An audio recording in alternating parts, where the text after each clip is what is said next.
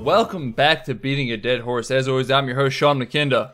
And I'm your host, Jackson Keller. And we return. It is week 3 of our Alien month. And what I had anticipated to be a month of the lesser-liked Alien movies and just movies that we're going to leave feeling kind of gross about, not really a big fan of, has taken a mid-season swing, and I was not prepared for it. We're talking about Prometheus, which, if you follow me on Twitter, you already know I have the hottest take on this movie, pretty much known to the Alien series.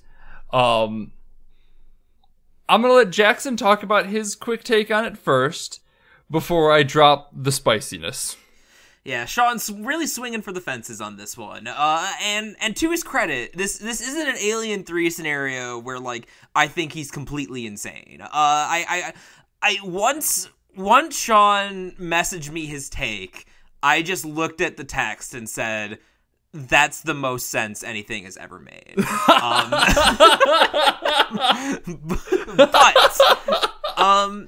So Prometheus then, since I have a bit of prior experience with it, this is your first viewing, yes? Yep. Just to confirm? Yep. Okay, cool. So this was my second viewing. I saw Prometheus in the theater. I was excited about it because it was kind of the reboot of Alien. Everyone knew it was Alien adjacent. The production wasn't troubled in the way that Alien 3 was troubled, but I know that, like, the project was pitched more specifically as, like, an Alien prequel, as I think it was called, like, Alien Engineers, and then it shifted focus as Ridley Scott wanted to tell, a story more detached from the Alien mythos, and I think it became its own thing, but then Alien got reintegrated at some point. So it was kind of up in the air, like, exactly how much this was going to have to do with Alien, because the last Alien-related thing I had seen was the Requiem, and was disappointed about it. Oh, boy. So I would have been, like, probably like a senior in high school when this came out, and I watched it, and basically, since I was such a little fanboy, I just wanted to see a good movie with the xenomorph in it again. So, like, I don't even know how much I really paid attention to the story or the themes the first time. I just wanted to see some cool shit and some cool aliens, which it delivered on. I did not walk out of Prometheus feeling super angry or cheated or anything like a lot of people did. I didn't have that strong of a feeling about it. Other than it was very pretty. Aesthetically, it was beautifully shot, beautifully directed, and there was a lot of stuff in it that just as a sci-fi horror film was really cool, really intense, had a lot of great imagery. And I still feel that way coming back to it. My opinions about Prometheus pretty much haven't changed, except obviously I paid a little bit more attention to the story this time.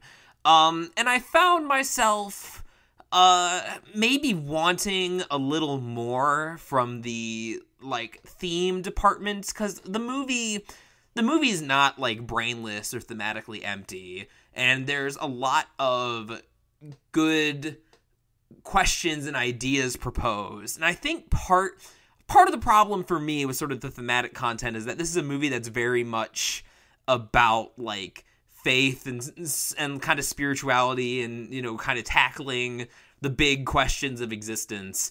But I've been such, like, a fedora-tipping, like, scumlord since I was, like, 14 years old that, like, whenever a character comes to, like, has a realization, like, oh, God is dead, shave your head. My like gut reaction always like, wow, geez, took you long enough to figure that out.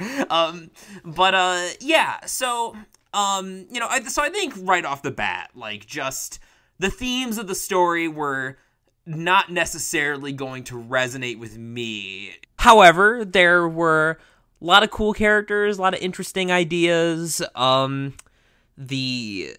like sort of the chain of, like, creator versus created, and then they have another creation and the conflict within and sort of all that business. Like, I think that's executed pretty well, particularly with David's character. I think he and Michael Fassbender's performance in general are kind of the standouts character-wise in this. And so where does that leave me with Prometheus? Because I feel like, I didn't have that strong of an opinion on it back then, and I don't have that strong of an opinion on it now.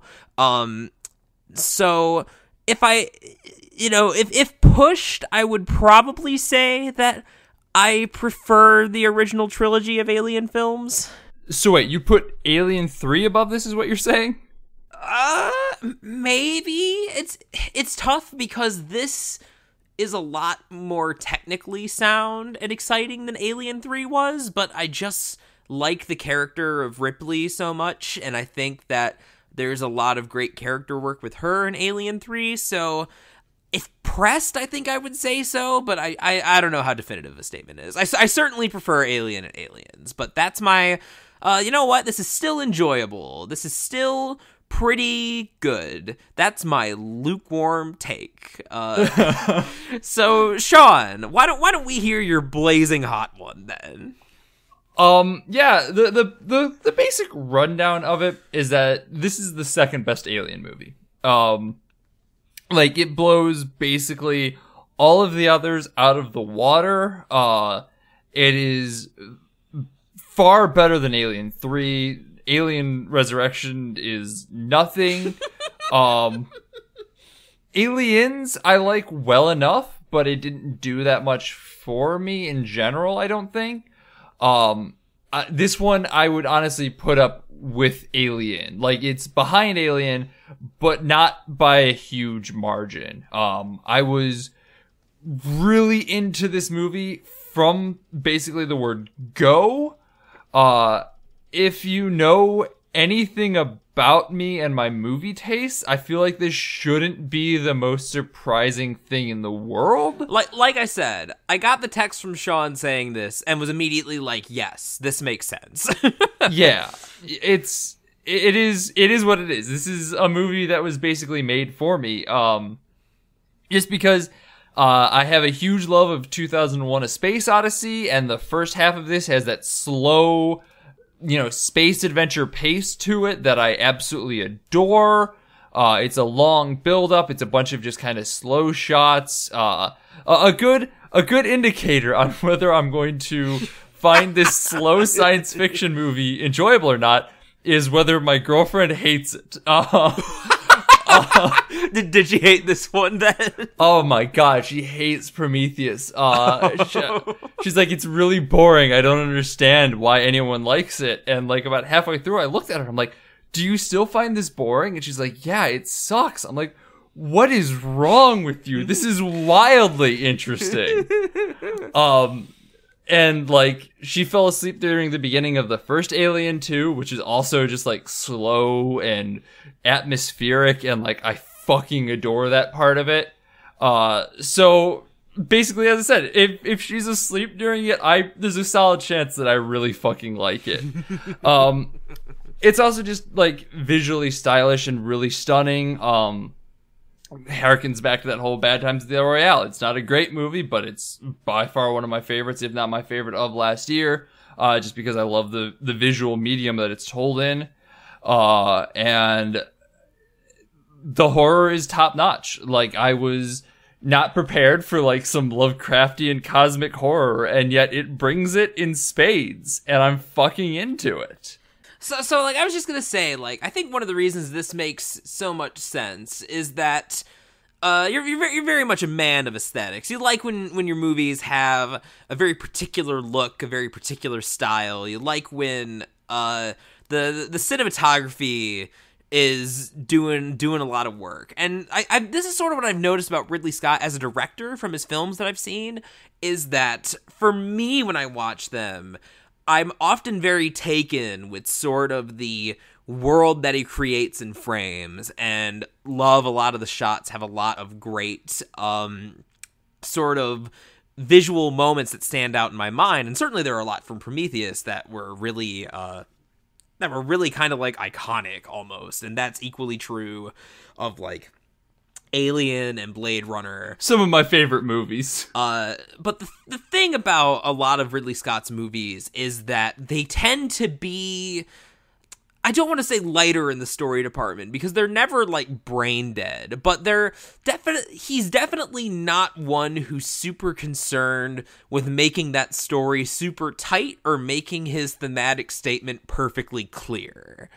And that's where I think I get hung up on some of his movies, in that, you know, this one included, and that like the script doesn't quite have the focus that I would desire out of it. But since you cared less about that, it makes a lot of sense that that admiring the like masterful visual construction would take sort of precedence in this case, especially because the movie like is, like I said, it's not like it's completely brainless in the story department or anything. It's not just like a visual, like you can really only appreciate this for the visuals. There are themes to dig into, to be sure, unlike, say, I don't know, I'm trying to think of a movie that's really really pretty but pretty vapid. I guess like Baby Driver is kind of like that. Like yeah, like I think that's probably a good example. I mean, even honestly, 2001 is kind of, it has ideas, but I don't necessarily know that it has themes outside of what you ascribe to it. So I would almost chalk 2001 up with that, just because it is very much more about the spectacle and about the visuals of it than necessarily, you know, what the director and what the writer were trying to say. And like, that's coming from someone who has read the novelization of it and really likes the book. I'm a huge Arthur C. Clarke fan. I don't necessarily like our episode came to this huge grand thesis on it that I'm really proud of that episode. If you have not listened to our 2001 episode, I highly recommend it. But like that was definitely us describing theme to the movie that might not have been intended. So I feel like 2001 kind of fits that, actually. Yeah. I mean, 2001's an interesting movie in that way, and I feel like that's like it's very much like a big sort of art film in that way. And I think it's interesting that the fact that we had something with such art film sensibilities is kind of one of the first, like, big, pretty mainstream, honestly. Like, it's kind of a cultural touchstone, at least in, like, the genre of sci-fi film. I think that's gone on to inform a lot of different things. That sort of slow burn, more open to interpretation, less about making some sort of grand statement. And so, like, as I said, if you understand that that's what I like, you understand why I like this. I know a lot of the huge complaints that come with this movie are along the lines of, you know, there's plot holes, characters act dumb, etc. First and foremost, I would like to say that I don't care about plot holes. I going to link a video, Patrick H. Willems' Shut Up About Plot Holes video. You might not necessarily agree with it. Everyone watches movies and interprets them their own way. Some people might get more bogged down in plot holes. Some people might get more bogged down in theme, and people like Jackson, which is why this podcast works, because it's a very interesting conversation between theme and visuals. I think that's a very interesting video and kind of a good reflection on how I view my movies. And it plays into how I don't care about characters being stupid, because I always keep my characters at an arm's length. It's very rare that I find a character that like I identify with and really like. Or like, I don't necessarily want to say that. It's rare that I find a character where I look at them and think that was a stupid decision. Why would you do that? Because to me, I don't put myself in their shoes. I might recognize that I would handle that situation differently, but it's not me in that situation. And so, you know, the infamous scene in this where this is not a spoiler, this is in the trailer, of them running away from that thing. I'm not going to get into any more detail than that because we're not in spoilers. Let's call it. Now, even when my joke was going to be a spoiler, so you're right. Let's not. Yeah, like it's not a huge deal at this point. But like when they're running away from that, like everyone's like, "Oh, just move left or right and you'll be fine." And like they're right. I'm not going to sit here and be like, well, actually, the thing could fall to the left or right upon completion of its descent, and then not knowing whether to move left or right wouldn't make a lot of sense, or whatever, because that's neither here nor there. Like, that's just not my decision for the movie, and it's silly, sure, but I still liked it, just because I liked what they were going for in that scene. I like the overall aesthetic, I like the atmosphere it was, it gave to the moment. It felt natural. It's stupid, yes, but naturally stupid. So I think this is a good, like, linchpin for discussion on, like, plot holes and character decisions and maybe inconsistent characterization and, like, how much each of those elements are, like, related. Because I would say, as far as, like, actual plot holes, for what a plot hole really is, there aren't really that many, you know? Like, a plot hole is, like, when the logic of a movie is, like, literally impossible. It's not a character making a dumb decision, and it's not a character making a decision that's seemingly out of character, which, from what I've seen, like, is most of the complaints with this movie. Like, people kind of questioning the character's decisions. And I've been thinking a lot about this issue because, and plot holes in general, and just a lot of sort of the nitpicky, sort of aspects of film, like what we've often called CinemaSins logic here. And I've been thinking about this a lot ever since our Venom episode, where, like, I sort of took umbrage with the whole way that the city of San Francisco was presented in that movie. And, you know, you had pointed out, like, well, that doesn't really matter to the overall movie. And you were right, but, like, it still was just, like, a nitpick that bothered me on, like, a gut emotional level. And so, like, that's been part of, like, what I've been thinking about, is just how much someone coming to each individual film, like, how everyone's got their little thing that, like, either, you know, I don't, you know, fucking live there. I'm not going to claim to be an expert on San Francisco or anything, but, like, in other situations where, like, I've watched 3 episodes of fucking Full House, so I know how San Francisco looks. Everywhere you look, everywhere you go. You're a loser, Eddie. But, like, there definitely are situations where, like, you'll see someone who really knows a lot about, like, this comes up in science. Like, I know this was Haley's problem with Annihilation, actually, was that she couldn't get past a lot of the, like, genetic kind of mumbo jumbo going on in that movie, and that really kind of bothered her. So people have their pet peeves, and I think, like, I just want to jump in really quick, because we dash CinemaSins a lot in our content, and 100% rightly so. Like, I'm not here to apologize for smashing CinemaSins. Please, let's start beef with CinemaSins. We can be the David against their Goliath. But, like, I feel like if you are the type of person who finds little things that they take umbrage with, like little plot holes or inconsistencies, or, you know, you're a fucking master of Full House, and so you understand how San Francisco looks, like, if that's just how you enjoy movies, then I'm not going to take it away from you. Like, go ahead and enjoy your movies that way. The real reason we dive into why CinemaSins is bad has been covered countless times by Sean, not me. There's a guy on YouTube named Sean, Shaun, very good. Bob Vids, amongst other people. Those are just the 2 that I'm very familiar with. The Bob Vids videos are my favorite, actually. They're so good. But, like, it's more about, in those moments, like, just what bad criticism is, and the people who take CinemaSins as a review rather than, like, an actual just way to watch movies. And, like, you really shouldn't watch movies like CinemaSins anyway, because it undermines the enjoyment of the movie. But, like, if that's how you watch movies and you enjoy it doing it that way, fine, whatever. I'm not gonna tell you not to. You might not like our content so much because we basically harp on that in a lot of places, but I'm not here to stop you from doing that. So, I mean, I guess here's kind of where I think people butt heads over this issue, is that some people, like, there are, like, left brain people and right brain people.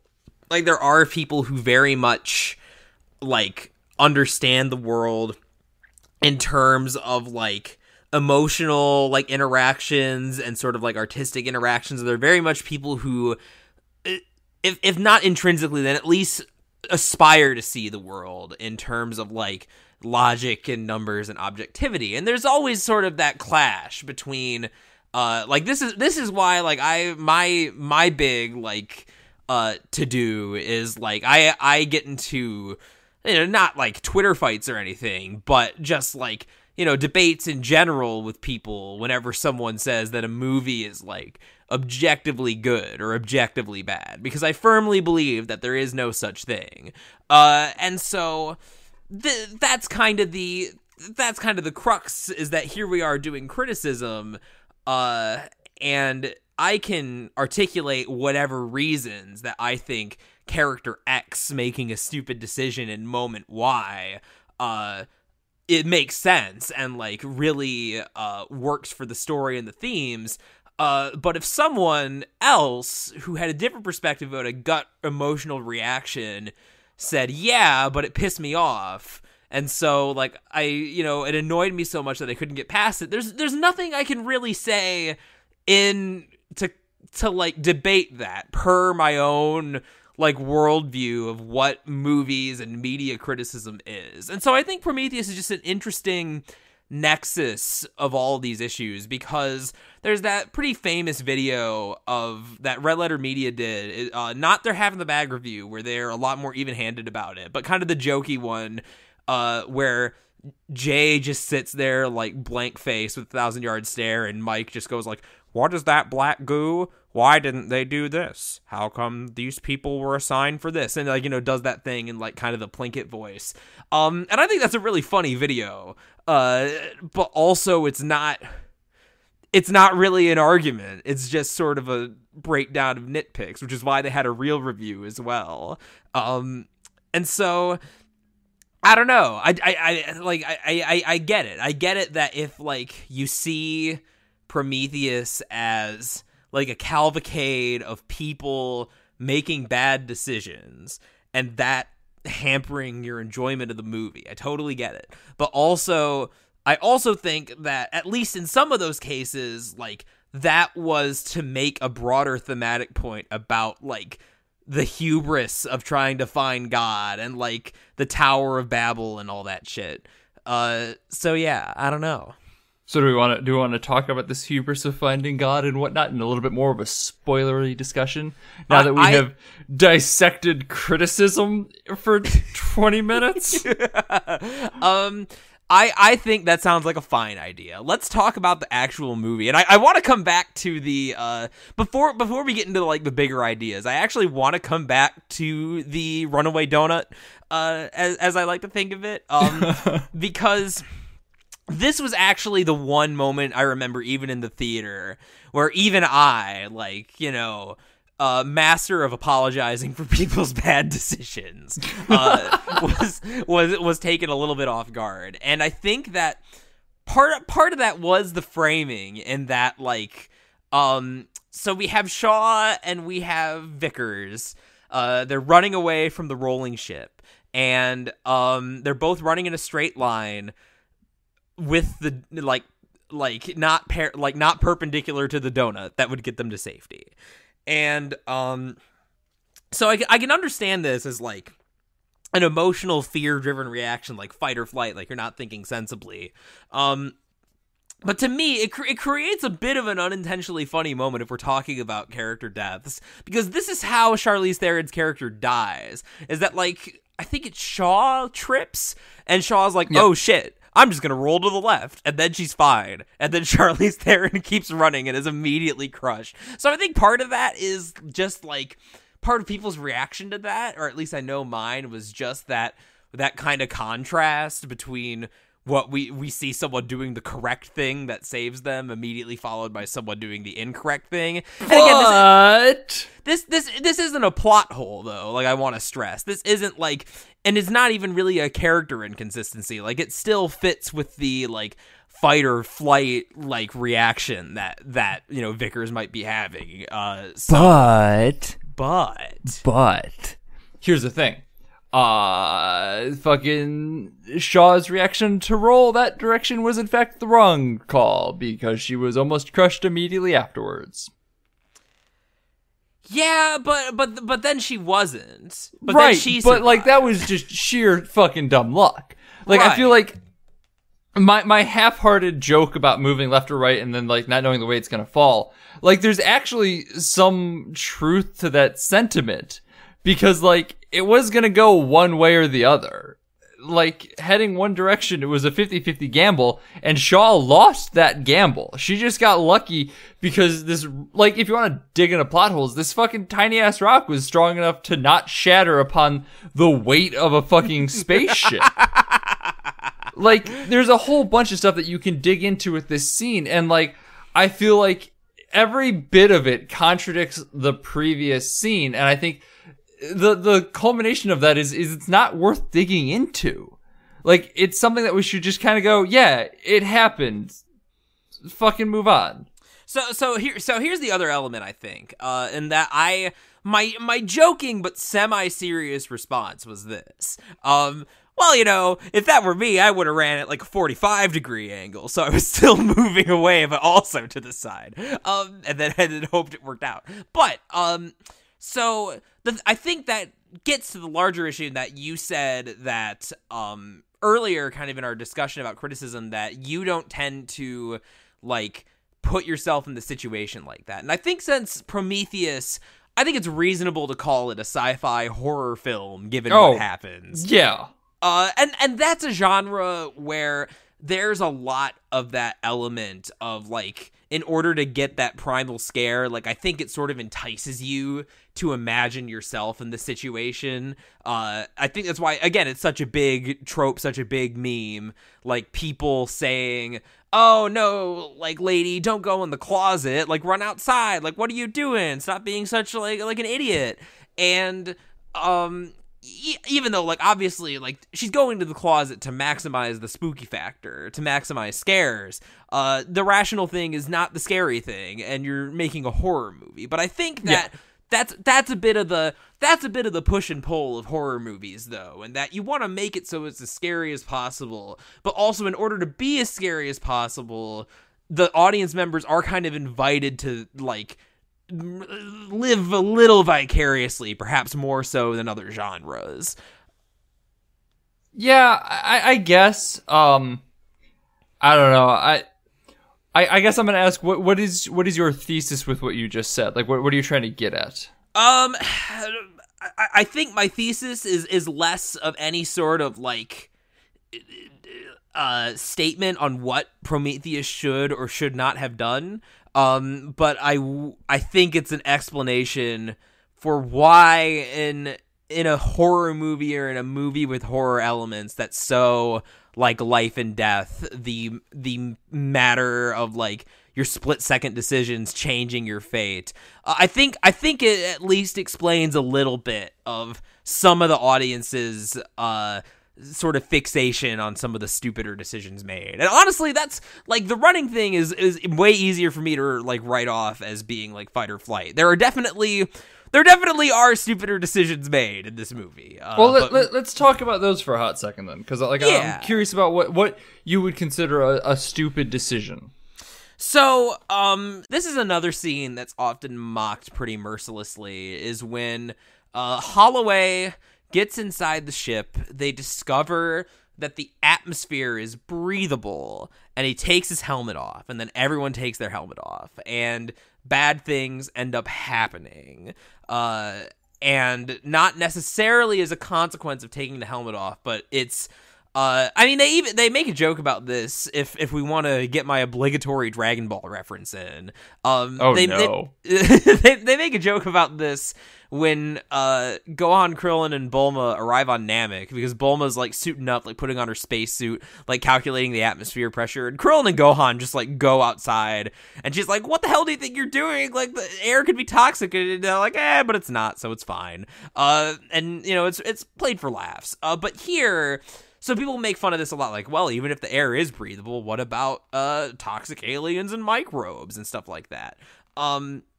Which is true, but that's something they even bring up in the script. Yeah. And this is a moment upon the rewatch where this was a lot clearer to me that this was a particular sort of thematic decision, where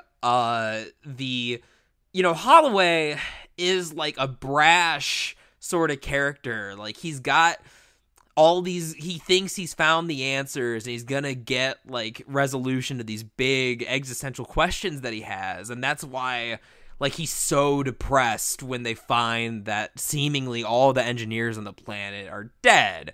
And that leads to that whole great little scene, that great conversation between him and David when David spikes his drink with the black goo.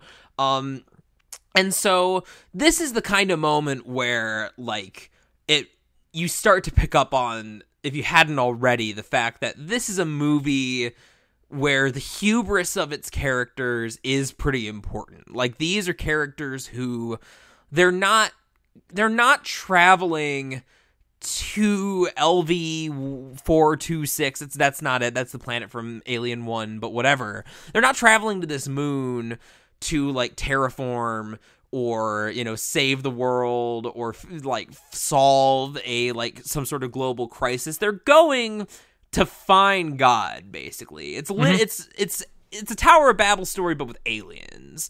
And so that's a pretty, and the results are pretty classic, humans brought down by their hubris. And it makes a lot of sense that decisions made by like Holloway and Shaw and Wayland would be full of hubris, perhaps.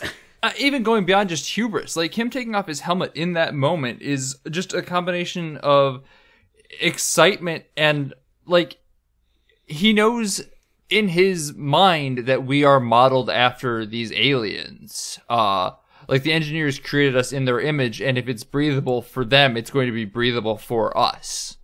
Like there's a logical step in his mind on how this works. He's excited. He's finding he has found God, and God breathes the same air as we do. Why wouldn't he be able to survive in it? Yes, I completely agree. So that's why this moment does not bother me, even though it's one of the more like commonly picked apart ones. What does bother me a little more, which I think would fall under the category of characterization contradiction, is later on when the tattoo guy and the glasses guy, they flee in terror upon seeing the alien corpses, and they're terrified of it, and they leave. And then, infamously, the glasses guy, the biologist guy, goes and like tries to pet the facehugger snake. And it would make sense for a character like that to do that, since he is a biologist, but it doesn't quite line up with him being scared. Like, it feels like a bit of a contrivance to get them separated. And yeah, so I don't see. I once again though, I think like it's a common. I feel like we're all kind of creating this as the idea of like everyone is perfectly rational in these moments. This guy has literally, as a biologist, just found alien life. Like, I understand fear, but like there comes a time when excitement and any number of other things overtake these and just boil down to, oh my god, look what we have just found. See, I totally buy that, but I think the hang up here is that that why wasn't he excited about the corpse then, which itself was proof of alien life and also less of an obvious immediate threat. I think just because living versus dead. I guess so, but like I don't know, the fact that he was so clearly and to be fair, like I remember this scene differently because it's the tattoo guy who makes a big deal about the dead body, and he is just as scared of the facehugger snake thing.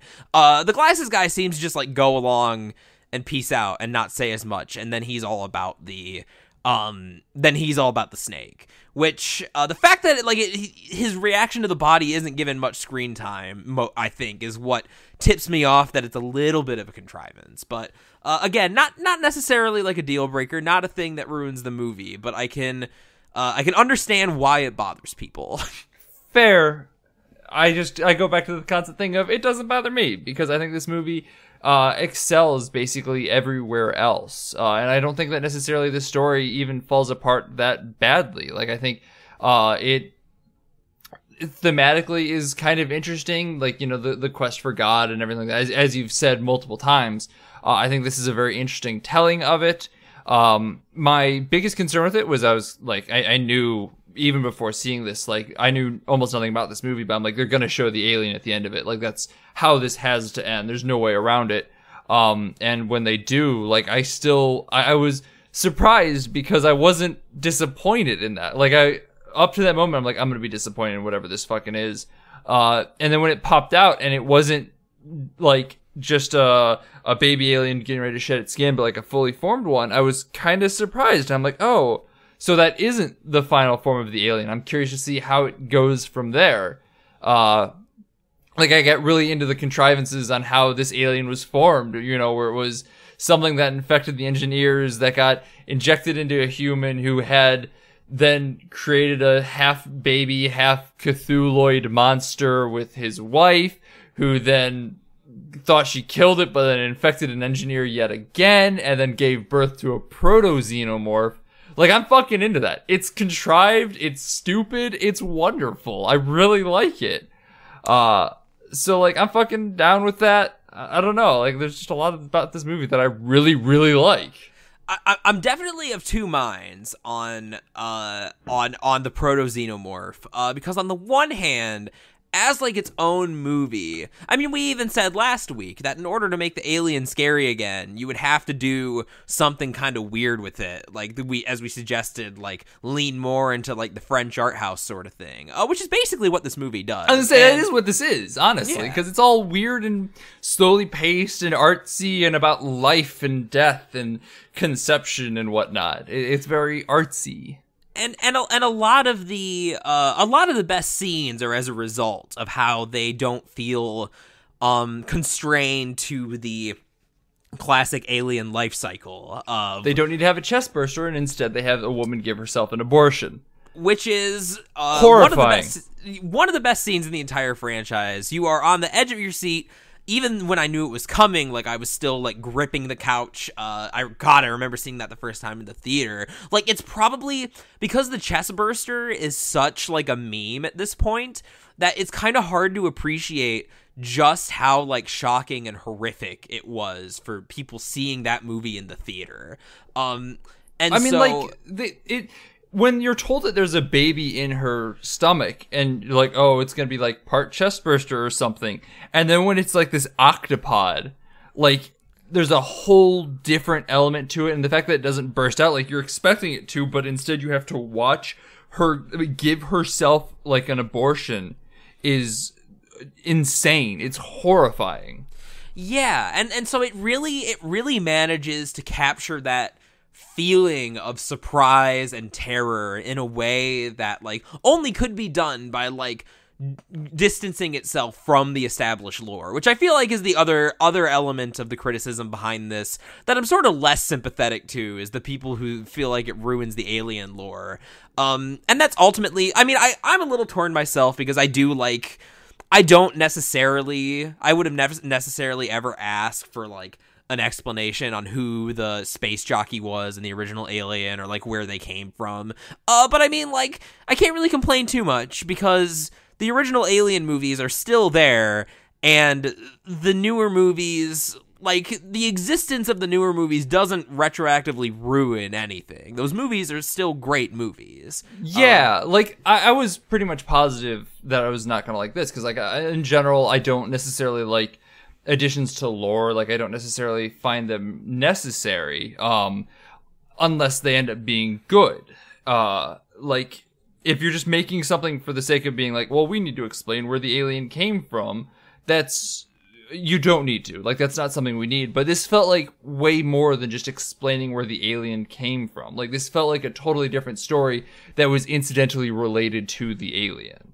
I will say that, this definitely, like, is a lot closer to what I've proposed multiple times on the show is the ideal formula for a prequel, which is telling a story that is important to the universe, but hasn't been told or even really indicated before. And I think that certainly, like, this movie certainly falls into that sort of camp.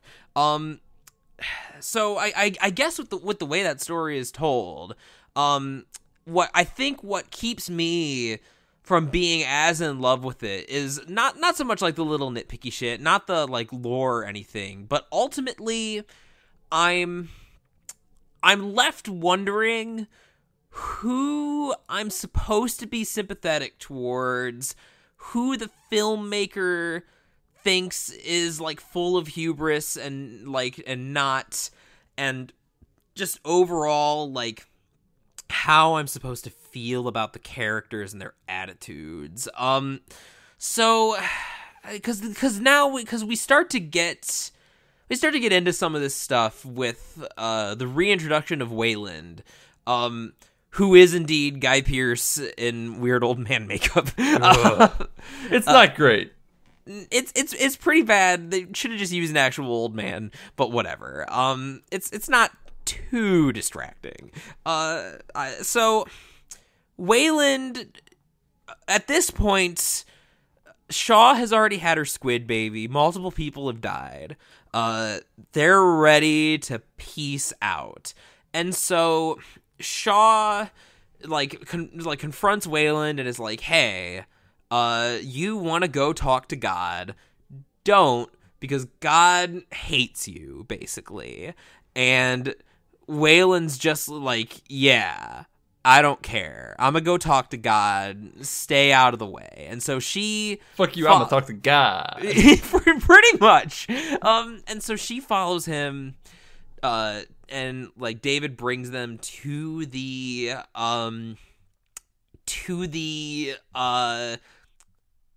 pod where the engineer is sleeping. And I think so. David, I guess this is a bit of a digression, but I feel like I have to talk about it. And that David's character, I feel like, is really emblematic of how I feel about the story in this, because I think there's a lot of interesting stuff going on with this character, but he also confuses me sometimes, because I feel like the implication is that, like, you know, David's the only one who can talk to the engineers, and David obviously has a grudge against the humans who created him because of the way that they treat him as just like an automaton, even though he obviously has his own sort of desires, like fears, emotions, agendas, what have you.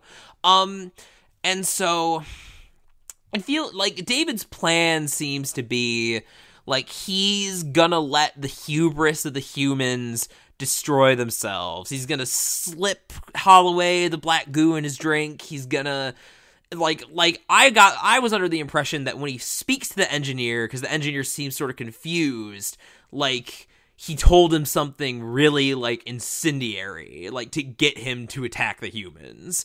I feel like you can notice, like, especially on the rewatch, like the engineer looks very confused, like there's sort of the discussions, he doesn't really understand what they're saying in English, and it's not until David talks to him that he gets really pissed off. So obviously he's kind of conniving and doesn't want the humans. So like, then at the end, when, I mean, I guess we get an answer to this in Alien Covenant that makes sense, no spoilers, but, like, why does he suddenly seem to have any interest in Shaw in the slightest? I guess because she's his only point of contact, but also I don't know. I guess I just don't really get what his end game was in all this. Are these characters coming back in Covenant? I will not spoil that. If they come back in Covenant, I'm gonna be real disappointed. I will not spoil the result of that. So, yeah, I feel like, and this is where I think Damon Lindelof was the script writer, and him and frequent collaborator J.J. Abrams often get this criticism, and I think it's warranted here too, of like getting too caught up in the mystery to the point where theme is sort of lost, because we have a moment where David does have a moment of realization in that, like, the engineers attack him too and kill Wayland. And that's where Wayland says, like, there is nothing. Like, he's about to die. Like, God is dead, shave your head, basically. And David's just like, yes. Like, he feels for, like, the first time a moment of kinship with his creator, because they're both subordinated by another stronger creator. And that's sort of interesting. But then, I guess I'm not really sure how to read the ending with this idea of Shaw and David the Head going off to the engineers. I didn't even realize, like, that was not supposed to be like a joke or anything. I just said that as like a statement of what happens at the end. The star of Decap Attack, David the Head. David the Head. Speed run that game over at twitch.tv/helplessskippy. But basically at the end of this movie, the engineer has been swallowed by the squid baby. Shaw, despite knowing that they're not wanted, she decides that she's going to take the ship with David, and she's going to go to the engineer's homeworld, and she's going to she's still looking for answers, basically, only now she wants to know why the space gods have forsaken her.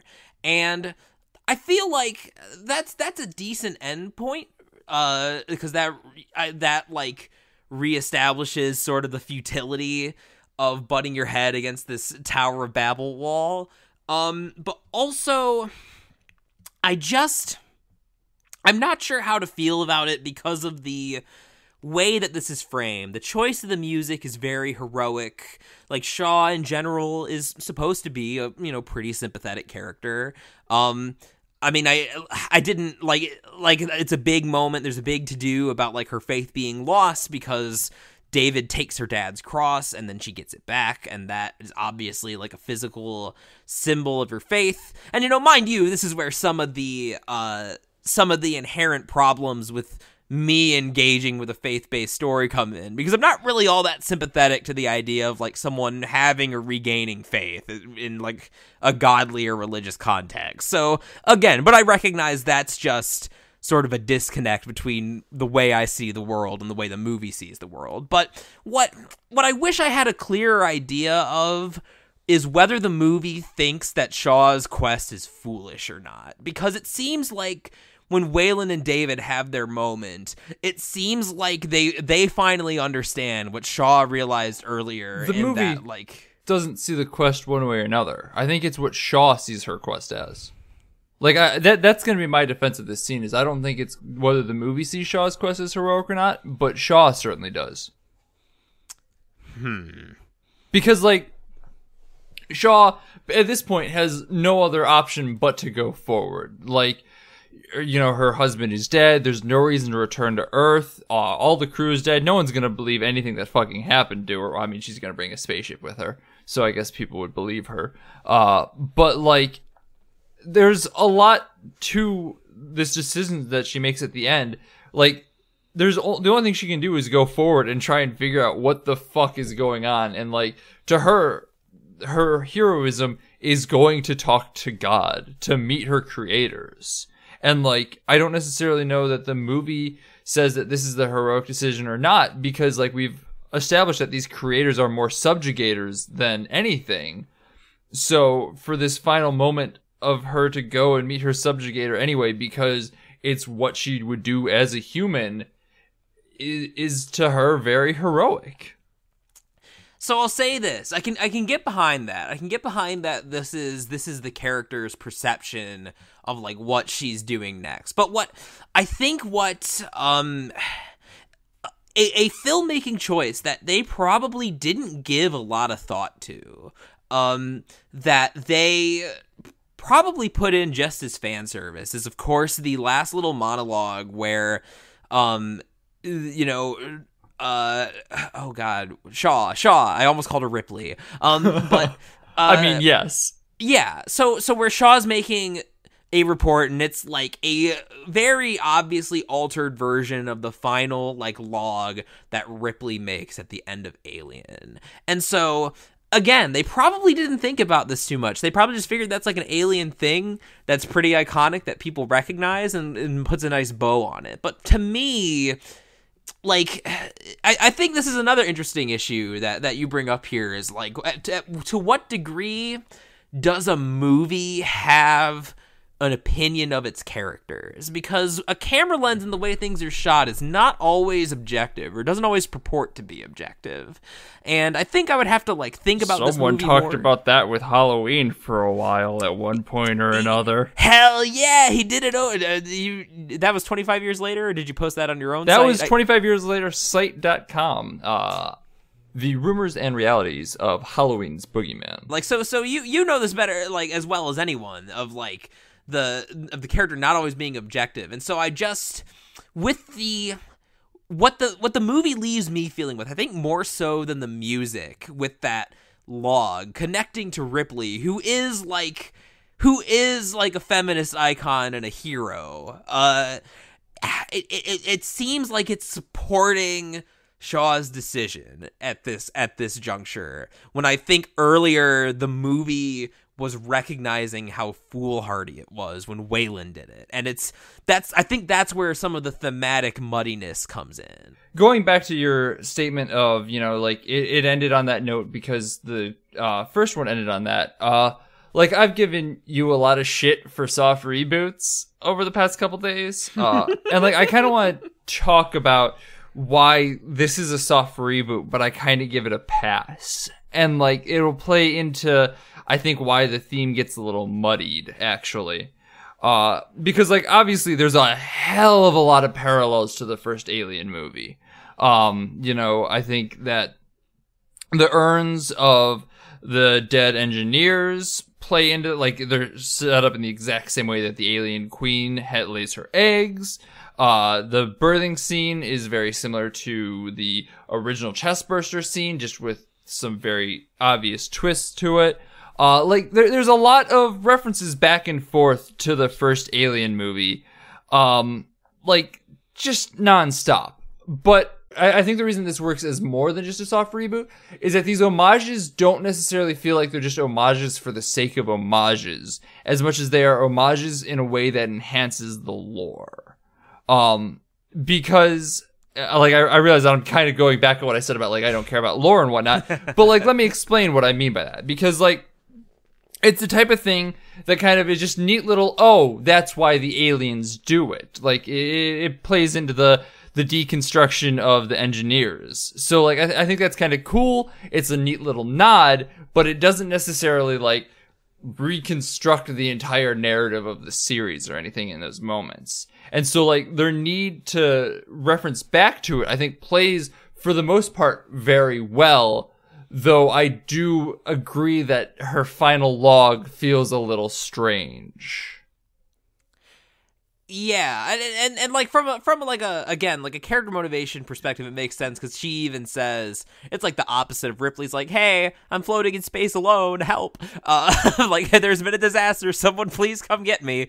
But where she's like, nothing but death here, folks, move along, like, don't follow this transmission. So like that's all fine, but again, I think the fact that it is so tied into Ripley, and I think, like, it is interesting considering the idea of a soft reboot, because I think the movie, as far as its own identity, or rather what maybe Ridley Scott sees it as, plays a lot into whether, or like, if we think about this as a prequel or a soft reboot or like a new franchise, because I think during the production of the movie, like, they weren't entirely clear on which of those sort of directions they wanted to take with it. Like, I know that changed a lot, because, it was originally called, like, Alien Engineers, and was a lot more, strictly speaking, a prequel. And I think the other element that gets brought up, I don't know how true this is. Like, I haven't read, like, many interviews with, like, Ridley Scott, so I don't know how based, in fact, this is. But there's been a theory that these newer Alien movies are Ridley Scott's way of, like, kind of reasserting control over the franchise. Because the one thing that the previous movies all had in common, because until recently, like, this was always the conventional wisdom that every Alien movie is the same movie, just interpreted by a different director. But now we have the original director coming back, and like you said, it's very much about, like, linking it to the original Alien specifically. Like, we have no mention of the Queen or, like, the Runner or, like, or the Newborn or any of the other shit that gets added in the follow-ups to Alien. And so it's not unbelievable to me that like, Ridley Scott could see this as, like, his vision of what a true follow-up to Alien looks like. But then again, I don't know the guy, so I don't know if he actually feels any sort of grudge towards, like, James Cameron for changing the way people view the franchise. But I think it's an interesting thought to consider. Yeah, I mean, it does.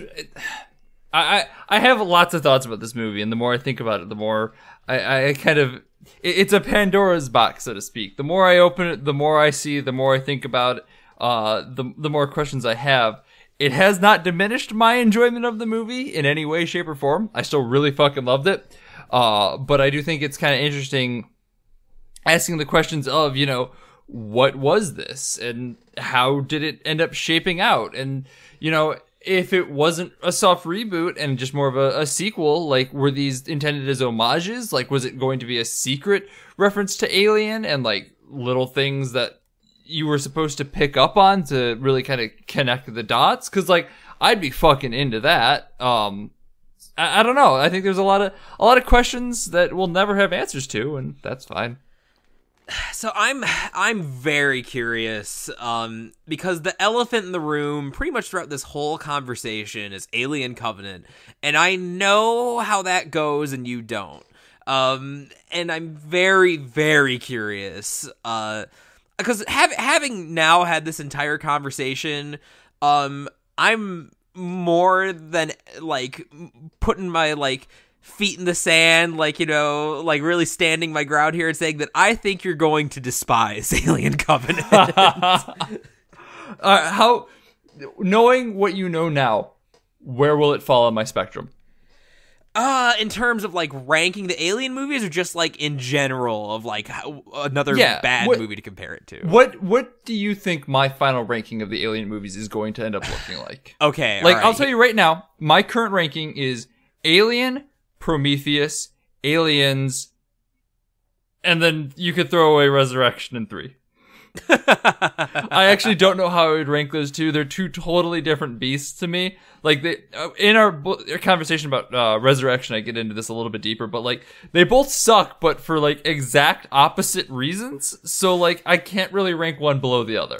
Because I guess you should watch all those episodes, because I think the Alien month has been a fruitful project. But to summarize, Alien 3 has ideas and artistic merit and executes them poorly. Alien Resurrection is schlock and has no artistic merit, but is pretty entertaining. Yeah. Yeah, so I think there's a non-zero chance that Covenant is rock bottom. Wow. All right. I won't as confidently say that, but I can totally see it happening. So it's definitely going to be down around, like, 3 in Resurrection then. Yeah, potentially below them. Ooh. The fact that, because now that you're, I guess the simplest way to say it is that the people who most like Prometheus tend to not enjoy its follow-up, it seems to me. Okay. But we'll see. I'm very curious. I'm hoping that this doesn't turn into a Requiem episode where about halfway through I just snap and start screaming. Oh, okay. I don't think you'll think it's worse than the Requiem. Okay. Interesting. It definitely has more. I guess, like, if I'm gonna give my opinion on Alien Covenant, I think that it also has its own merits.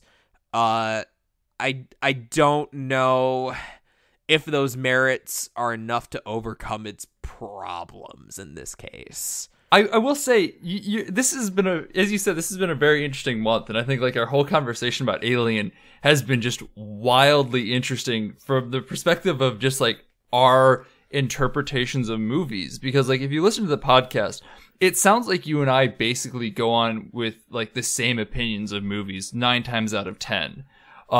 And like we'll usually have like minor differences on like, oh, I liked the style in this scene. Oh, I thought the theming was kind of bad for it. But like overall we'll be like, yeah, I really like that movie anyway. It's very rare where I honestly, is Alien 3 the first time where we walked away from a movie with like completely divergent opinions of it? I don't know, but like I'm just looking at the Alien series as a whole. I feel like we have just like wildly diverging takes on it. Like we both like the first one for almost different reasons, but we both really, really like it. And then when you get to the second one, I like it because I think it's kind of schlocky and weird and kind of fun. You like it because it continues the thematic resonances of the first one and kind of raises some new and interesting questions. And also nostalgia, to be fair. Yeah.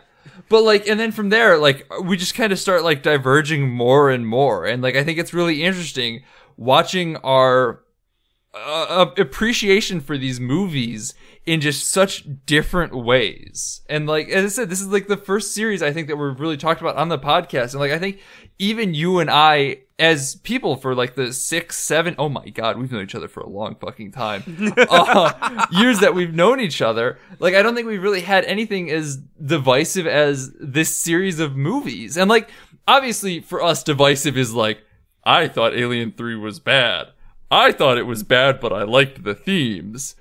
But like, it is something very, it's a really interesting kind of series to discuss between us, just because it really shows, it brings out the parts that both of us really like and the parts that both of us really don't like.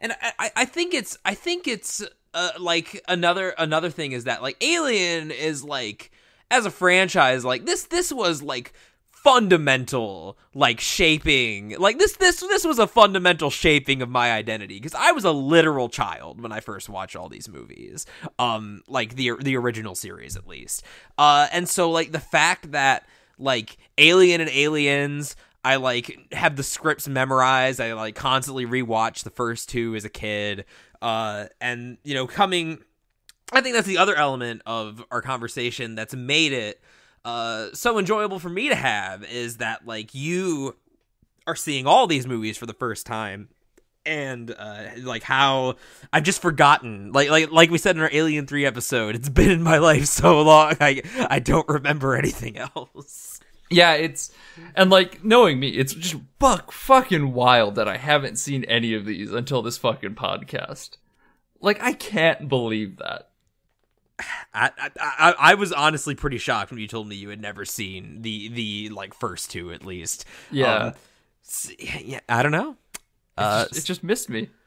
But I guess we'll come back next week and talk about Alien Covenant. We'll wrap up Alien Month with what can only be described as a doozy, I'm sure. Like, I feel like next week is gonna be an explosive finale, no matter what. I honestly, I'm hoping for it, and either way, I hope that from the bottom of my heart, I hope that I'm 100% right, and you come away from Covenant thinking that it was dog shit and the worst in the series, or I hope that you think I hope that I completely misread you, and you come back loving this one too. Because if you come back and think it's just mediocre, I'll have made a lot of promises. I don't want another Alien 3. Like, I really don't. The start of this month was rough for me. I was not on board with Alien 3, and it got better from there. Like, we've gone uphill, and I'm worried. I'm worried. So I've been Sean McKinda. You can find me on Twitter at Sean_McKinda. You can also find my website, isortof.com. Got a bunch of stuff I've done over there, as well as a link to my Twitch stream over at twitch.tv/helpless_Skippy. Come hang out over there sometime.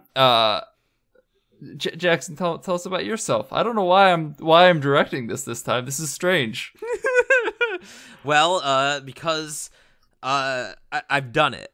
I've killed my Twitter. I've realized that I've had enough of Twitter and people's raw sewage just seeping into my life every day. Like, every time I looked at Twitter, it raised my blood pressure, and I had been moderating my usage.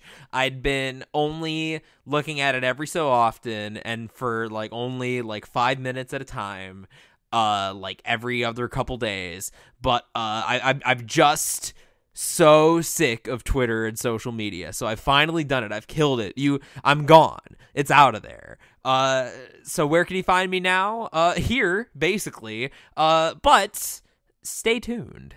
Stay tuned. And if you want to get in contact with Jackson, you can tweet at me and tell me bad things about him. You can show up in my Twitch stream and tell me bad things about Jackson. Or you can tweet at the podcast at BADH_cast. That's going to be another way to talk to Jackson through me, because obviously I run that. This is just like an ideal scenario, because you, my dear horselings, you, my dear viewers, can unload all of your hate on me, and it's completely up to Sean's discretion if I ever even know about it. Yeah, so if you want to do that, BADH_cast on Twitter. Also, like, we tweet out updates and what's coming out next and various little things going on. So stay tuned for that. We've got a lot coming up in the next few months, so like, definitely keep your eyes peeled. I know Jackson's hyping things, I'm hyping things. This is gonna be a big year for us, guys, so like, get ready. We got a lot of things in the works. We got some good stuff coming for you, and we can't talk about it now because we're still making plans. But we just wanna we gotta give you the teaser trailer before we give you the real trailer. And like, I will say, we have promised it. We have a date scheduled for our Danganronpa episode, so like, it's coming. We promise. It's not like being pushed out anymore. We have a solidified date that we're gonna talk about it. So next month, get ready. Other than that, thanks to Loads That Highway for the use of our theme song. It is Suicide, alternate take off the album High Octane, Low Expectations. They're on Spotify. They got a new album out recently. Go check them out. Give them a listen to. Go hunt them down. They're wonderful. Please support them in any way you can. Also, thanks to 25 Years Later Site.com for hosting us. This is one of those episodes where I'm proud to put it up on your site. We did an actual conversation. I think we got into some weeds here that I think were very important weeds to get into. We did good. For once. It didn't end on us talking about Chris Hemsworth's penis. I take it back. This is our worst episode yet. We couldn't follow up with that. We did get a Venom reference in, though, so, like...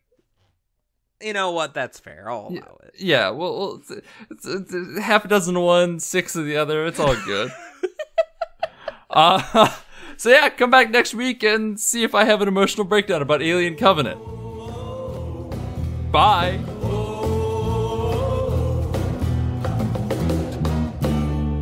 Don't you go into the ground. Don't you go